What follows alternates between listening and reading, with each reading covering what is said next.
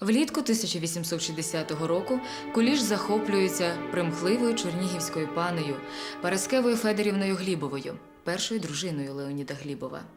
На цей же час припадає і розлад у стосунках Пантелеймона з його побратимом Василем Білозерським. Костомаров пише: «Дуже допомагає їхній неприязні сімейні стосунки, бо Куліш розлучився зі своєю дружиною Білозерською». А Куліш у цей час виповідає Глібовій тугу самотності. Життя й так коротке. Навіщо ж піддавати його маянню, якого можна уникнути? Та й що я привезу вам, крім тужливого серця? Навіщо нам бачитися?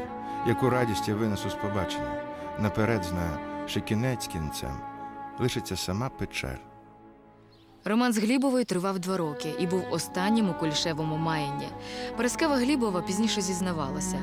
Тільки за саму дружбу Кулішеву можна було віддаватися і ніколи не покутувати.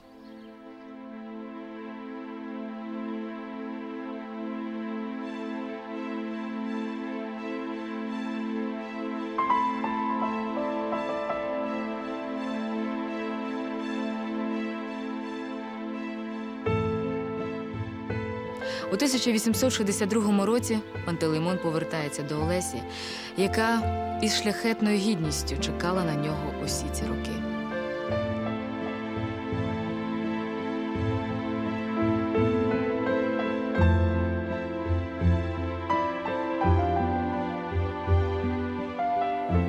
Лесина любов, віра, терпіння і чекання виявилися дужчими за усе проминуще на сім світі. Тепер Пантелеймон зміг оцінити свою дружину як єдину помічницю на своєму подвижницькому шляху. Сашо, хай буде благословен день нашого знайомства. Багато горя зазнав я від своєї власної і твоєї нерозсудливості, та душа моя вдоволена свідомістю, що мене любила і любить така благородна, прекрасна жінка. Це були роки, коли Куліш, будучи всебічно обдарованим, енциклопедично освіченим, виявив себе як могутній творець у різних сферах української літератури.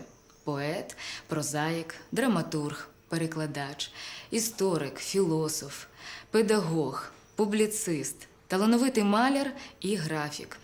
Він створив першу українську абетку, яка називалася «Кулішів фонетичний правопис» або «Кулішівка». Нею ми користуємося і сьогодні, тільки з незначними змінами. Також Куліш написав і видав граматку 1857-61 років, яку поширював по Україні безкоштовно, аби діти могли навчатися української мови. Шевченко, коли отримав перший примірник граматки, записав у своєму щоденнику: Як прекрасно, розумно і благородно складено цей цілком новий буквар. Дай Боже, щоб він прищепився в нашому бідному народі. У зазивному листі до української інтелігенції Пантелеймон Олександрович писав про необхідність звернення до рідного слова. А наша рідна Україна під сонцем праведним єдина колиска мови. Україна і українська мова зробилися тепер моєю істинною святинею. Задля піднесення народної освіти та культури на західноукраїнських землях Пантелеймон Олександрович у 1866 році їде до Польщі, аби працювати на посаді директора духовних справ у королівстві польським. Та його просвітницька діяльність насторожила Російську імперію і викликала непорозуміння у земляків-українців. І він змушений був у 1869 році покинути державну службу. Він повернувся у Мотронівку. Самотужки змагаючись за культурний поступ свого народу в атмосфері нерозуміння своїми ж патріотами, під великодержавним гнітом російським і польським, Пантелеймон Олександрович переглядає суспільні ідеали. Плодом його прозріння стає історія воссоєднення Русі, де він розглядає історію українського народу в цілісності всіх його суспільних верств і на противагу романтичній поетизації козацтва показує виродження цієї військової верстви заради утримання привілеїв. І це неминуче призвело до трагедії самого козацтва і усього українського суспільства, позбавленого захисту військової сили. Українське громадянство не збагнуло кулішевих історичних откровень. Щирі українці відвернулися від свого недавнього пророка, стали називати його зрадником.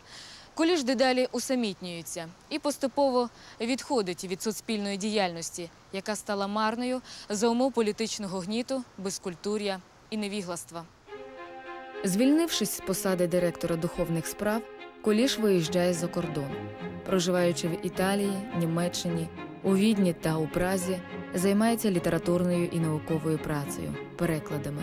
В одній із таких закордонних мандрівок, коли Кулішеві було вже 50 років, він познайомився з молодим українським ученим-богословом з Віденського університету Іваном Полюєм, який згодом став всесвітньо відомим ученим-фізиком, відкривачем радіоактивного випромінювання. Куліш умів розпізнавати таланти в інших людях. Відтоді зав'язалася дружба двох талановитих людей такого різного віку. А єднала їх одна творча мета. Куліш почав перекладати Святе Письмо українською мовою. І, зважаючи на освіту та знання мов Івана Полюя, запропонував йому робити цей переклад разом. Пантелеймон Куліш розумів, що народ, який матиме Біблію рідною мовою, ніколи не зможе втратити цю мову і свою ідентичність. Новий заповіт вони друкували частинами і розповсюджували в Галичині і в Наддніпрянській Україні. У 1871 році Пантелеймон Олександрович повернувся до України і з того часу майже безвиїзно жив у Мотронівці, яку на честь дружини він перейменував на Ганнину пустинь. Тут він займався не тільки літературною працею, але й вів сільське господарство.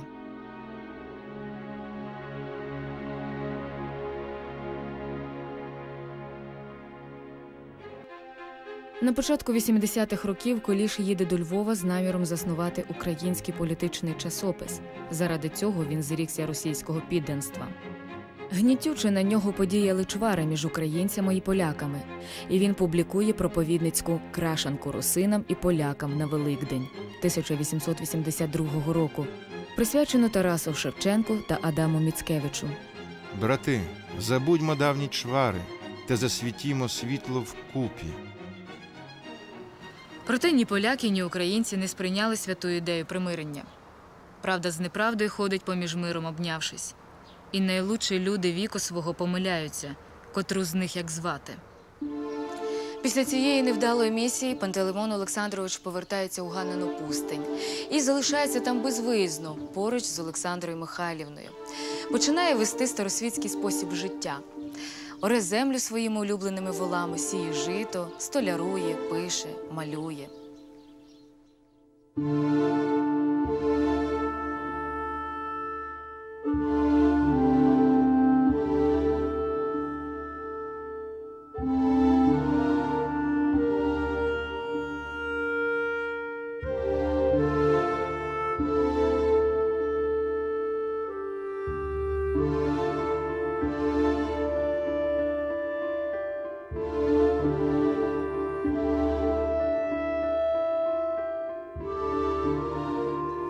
Дуже скромне хутірське життя невгамовного подвижника освіти нагадувало схимництво старого вояки-запорожця.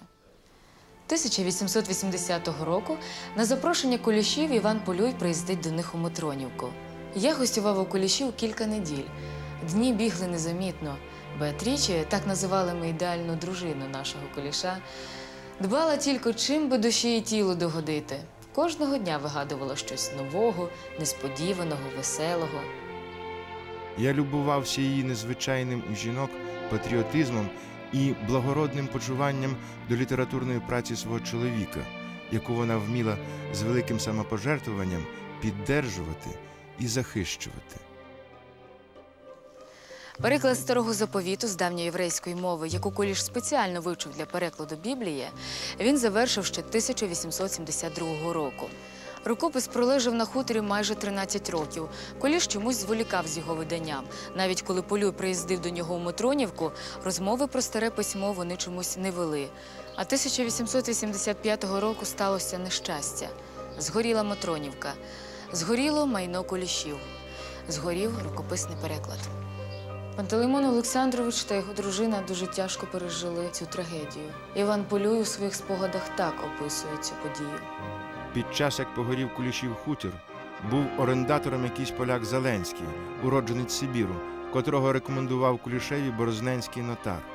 Орендатор, позвозивши пашню з поля на токи, забезпечив її від огня в банку і, діставши після пожару забезпечену премію, не поніс жодної шкоди.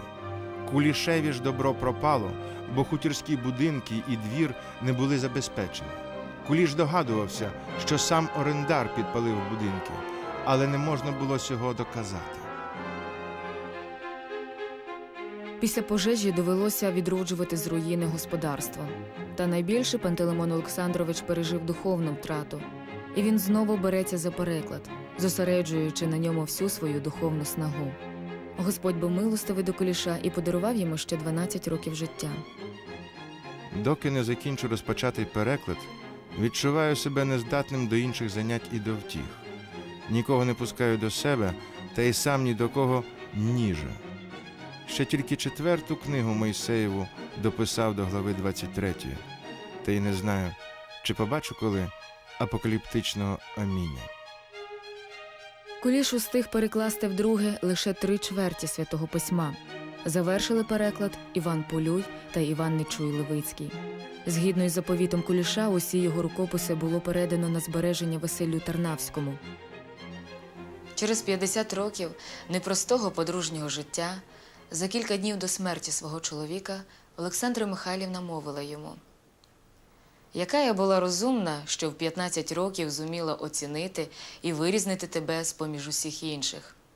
А на схилі своїх літ вона сказала: «Подібні люди, як він, дуже рідкісні, віками родяться». Серце великого подвижника зупинилося 14 лютого 1897 року, якраз на стрітення. Відійшов Пантелеймон Куліш з цього світу як праведник. І до останньої миті свого земного життя виводив рукою в повітрі, коли вже не було сил писати, заповітні знаки безвічності духу. Стоять воли половії, та й не ремигають. І не тільки, що ми плачем, а й вони благають свого пана-хазяїна вернутись додому, оставивши донадалі далеку дорогу. 1897 року Ганна Барвінок поховала свого чоловіка на хуторі, який з того часу стала називати Кулішівкою, де й доживала свого віку. На могилі стояв чавунний хрест, поряд дубовий хрест, метрів із 7, весь у вінках і фотографія. Все спочиває великий письменник і перекладач Святого Письма на український язик Пантелеймон Олександрович Куліш. 1903 року перекладена Біблія була видана у Відні. Перший примірник першого повного україномовного видання Біблії Іван Полюй надіслав удові Пантелеймона Куліша на Кулішівку. Якраз сиділа напроти його стола. Його столець тепер чорним бантом пов'язано. Так живо я заглянула за його письменницьким столом. Ілюзія. Серце забилось, мов голову обморок узяв. Боже мій. Олександра Михайлівна пережила свого чоловіка на 14 років і була похована поруч з Пантелеймоном Олександровичем у Матронівці, Ганнині пустині, Кулішівці. Благословен день вашого знайомства.